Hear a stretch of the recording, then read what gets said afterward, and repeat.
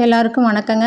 நம்ம நெய் வந்து இந்த மாதிரி பிளாஸ்டிக் கண்டெய்னரில் எப்போயாச்சும் வாங்கினோம்னா கடைசியாக கொஞ்சம் நெய் இருக்கும்போது இது பார்த்திங்கன்னா எடுக்கிறதும் கஷ்டமாக இருக்கும், க்ளீன் பண்ணுறதும் நமக்கு ரொம்ப பேஜாரான வேலையாக இருக்கும். உருக்கவும் முடியாது, ஏன்னா பிளாஸ்டிக் கண்டெய்னராக இருக்குது. இதுக்கு ஒரு ஐடியா பண்ணலாங்க. நம்ம வீட்டில் சத்து மாவு இருக்குது. இது வந்து நம்ம இந்த கண்டெய்னருக்குள்ளே போட்டு மாவு வந்து நெய் ஃபுல்லாக கலக்கி எடுக்கிற மாதிரி கலந்து எடுத்துக்கலாங்க.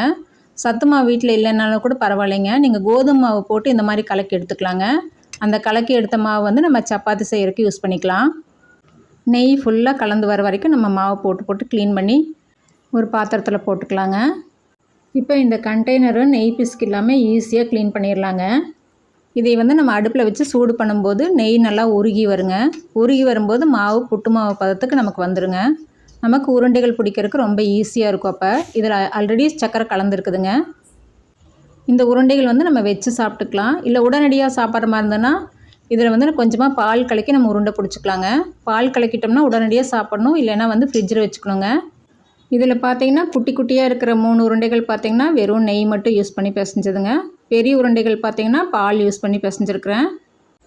இந்த 2 in 1 டிப் உங்களுக்கு பிடிச்சிருக்குன்னு நினைக்கிறேங்க. தேங்க்ஸ் ஃபார் வாட்சிங்.